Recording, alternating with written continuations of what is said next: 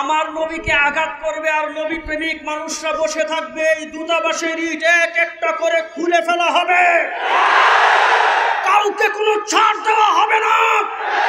ভারতকে পরিষ্কারভাবে বলতে চাই, খুনি হাসিনাকে তুমি আশ্রয় দিয়ে বাংলাদেশের সাথে যে বন্ধুত্ব সম্পর্ক ছিল তুমি ছিন্ন করেছ। অপেক্ষায় থাকা গঙ্গাতুল হিন্দের সৈনিকেরা যুদ্ধের মহড়া নিয়ে ভারতকে টুকরা টুকরা করে দেবে। এক কথাই বলতে চাই, এদিক সেদিক কোনো কথা নেই। ওই খাদিমুর রাসূলকে দৃষ্টান্তমূলক শাস্তি দিয়ে সারা দুনিয়ার মুমিনের অন্তরের ব্যথাকে দূর করতে হবে।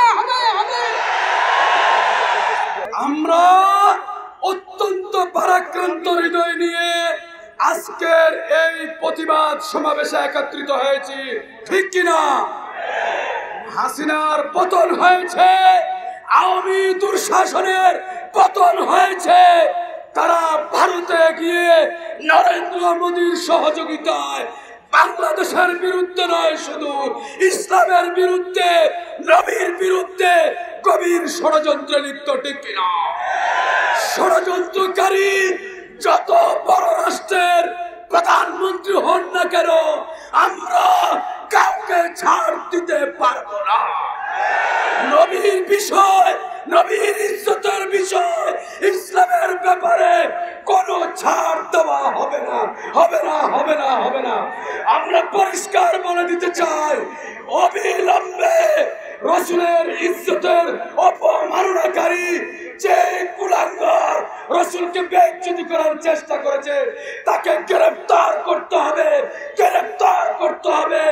অন্যথায় ভারত অভিমুখে লং মার্চ হবে, লং মার্চ হবে, লং মার্চ হবে ইনশাআল্লাহ। এই মোদিরা মাঝে মাঝে মুসলমানদেরকে টেস্ট করে। মুসলমান কি জজবা কমে গেছে না আরো বেড়েছে? বাংলাদেশে মোদির এক দোসর ছিল, বঙ্গবন্ধুর কন্যা শেখ হাসিনা। সে বাংলাদেশে তার বাবা এবং তার কটূক্তিকারীদের বিচার করত, মগর নবীর কটূক্তিকারীদেরকে পাহারা দিয়ে দিয়ে তাদের সংরক্ষণের চেষ্টা করত, আর নবী প্রেমিকদেরকে ধরে ধরে জেলখানায় ঢুকিয়ে শাস্তি দিত।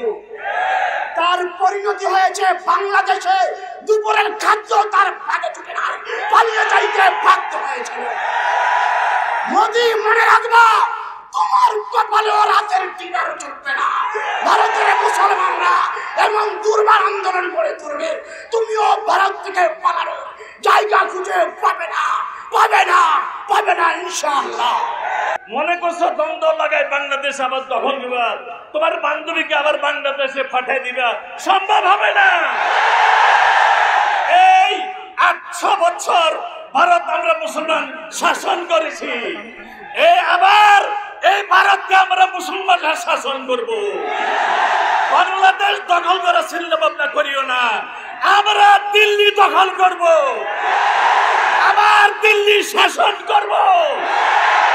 বাংলাদেশ থেকে ছাত্র জনতা